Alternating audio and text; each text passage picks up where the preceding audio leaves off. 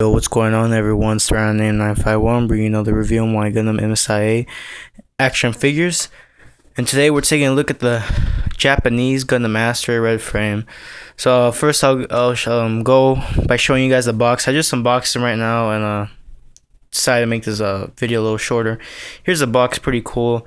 Got this. It's actually a pretty small box for considered for some of the other MSIA Japanese versions. You can see you got this really cool artwork in the back with a red frame holding his sword and destroying some sort of mobile suit, not sure what. Got some poses here. You got him with his sword in the sheath and just holding up his shield, and then you got him with in an action pose, I guess. You get some cool little stuff, shows you some little things you could do. That's the box. And when you get this guy brand new, you get like a little catalog sheet showing some other MSIAs that could be that could have been purchased back then, when Bandai was producing MSIA seeds or MSIA, I guess. And you also get this cool little called a collection data sheet. It's on the back of the little background inside the box. And it's sealed in like this little plastic baggie, and I can't read what it says, but I'm pretty sure you could Google it and find stuff. Pretty cool that they include this little background thing. You got seed Astray collection day sheet. Got that same cool pose going on, artwork, and then you got some pictures taken. I'm guessing this is probably the pilot. I'm not sure his name, but I think what I've heard, he's like a pirate or something. But it looks pretty cool. So that's that. Now let's get to reviewing the figure. So this is my second Astray red frame. I have another one. This one's a Japanese as well. But when I bought him, he came used, and some of his accessories were missing, and then his katana sword wasn't in very good condition when I bought him, so it's kind of a downer. But I wanted to get another one, but the thing is, Gundam red frame, he could be kind of expensive, due to his popularity and his cool accessory and all that. I mean, he could run from $30 and up easy all day. Just depends. So he's definitely not one of the cheapest ones, and I don't see his price going down anytime soon. But other than that, I mean, he's a really cool figure. I got mine for a little cheaper. I got it under 30, but it's still a little high. He's a cool looking figure, but I mean, for being a seed figure, his articulation's really limited. I mean, he still has the single jointed hands. He has, I think, single jointed knees, and just regular ball jointed feet. So he's pretty basic for a seed figure, because usually the seed figures are have double joints. For instance, you take a look at Buster Gundam. He's like a deluxe version or something, and I mean, he has ball jointed freaking waist. He has ball jointed head. I mean, he has so much articulation. It's crazy. But on the other hand, you got Astray, and he has some pretty limited articulation, but I mean, for the most part, he makes up in his coolness, I guess, his samurai looking coolness. Really cool figure. My only complaint with this guy is they got a little sloppy. And if you look at this real quick, you can see how the antenna is it's not supposed to be covering the green thing like that. And I think that's because they glued it wrong. It does look crooked. I might try to take it off and glue it myself again, but I don't know. A little risky. Because you can see this one's clean how they did it. It's not perfect, but you can see it's a lot better than this. So that's my only complaint with this figure right now. But so that's the figure himself. Like I said, very limited. Got a little insignia. I'm not sure what it says, but it looks pretty cool. Take a look at the accessories. So start off with the shield. Shield, nice black, red, and white. Really cool. Looks really nice.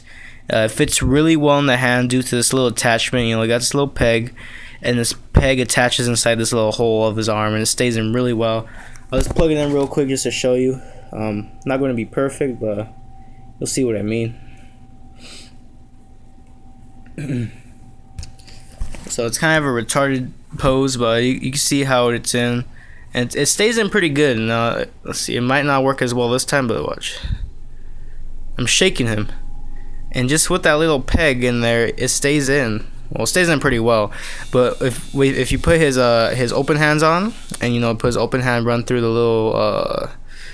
little handle, it stays in really well. It really does. So it's a nice improvement. I mean, I gotta say it's almost as good as the RX 78s. No, I take it back. It's better than the RX 78s, the version 2's design, just because you could adjust this handle. You can move it up or down. And that's a pretty smart thing that they added. So that's nice that they added that. Really cool. So that's the shield. You get 2 beam sabers. They look like this, and they have like a little effect of them coming out on the bottom, and they plug in. Let's see, just put it on, get it on there. They plug in just like that with their little small piece right here. They plug into the hole of the little hilts. Pretty cool. They're little flimsy, but they get the job done. So you got you get 2 beam sabers, and you get like a strike beam rifle, which looks really cool. It's kind of bulky, but I like how it's bulky. It looks really aggressive and mean. Looks really cool. And these can be plugged in into the backpack right here. So I'll just plug one in just to give you an idea how it looks. If I get it in, because it gave me a problem last time. Couldn't get these things in. Alright, so here it is. Basically just plugs in like that. Looks pretty cool. The only problem is they don't plug in as well as the RX 78's beam sabers, because these ones could pop off easy. You could just accidentally kind of just do that. With the version 2 or version 1.5 RX 78's, they kind of clip in, and they stay in really well. But these ones they're okay. They stay in pretty good. But you just gotta be careful, because they could fall off easily, and you might not even notice. So just a little heads up on that. And last but not least, the freaking awesome sword. I'm not sure if it's a katana. I don't think it is. It might be, but just for purposes, it's some sort of weapon, and it's really cool. My only complaint with this thing is it doesn't seem to be in like proportions very well, because you have this really big handle, but I mean it takes up basically the whole sword, and then you get this really small blade. I feel like the blade's too small. I mean, it's basically the size, more than half the size of the figure, but it doesn't seem as cool as it should be. If you guys seen it, I've had a battle scarred Gundam Astray, and I noticed that the sword was just a bit longer, but it made the sword look a lot more meaner and cool. So that's my only complaint, that the sword's a little too short. But other than that, I mean, it looks really good. And that's kind of one of the reasons why I wanted to get another Astray, because my swords I got were messed up. They kind of had some nicks on the top, so I want to see how one looked, brand new. And I want another Astray in general. And you get this nice little sheath with some pan lining on it. And the sheath, the shield. I mean the sword just plugs into the sheath like that. And just go like that. Stays in pretty well. And you got this little peg, and this peg plugs in to this little nub in here. You see that little hole. You plug the sword in there. It's not the best, but I mean it works. It works pretty well. You can see it just hangs in there, so it's pretty cool. It's adjustable, it moves back and forth. And it's cool because you could switch to either side. So if you want to, you could take that little red thing out, the little holder, and put on the other side. So it looks pretty cool like that too. So overall, it's a really nice figure. I like it. Again, not the cheapest figure, but it's for me, definitely it's not that hard to find. I mean, you just search up Gundam Master Red Frame, you're gonna find one. I guarantee you.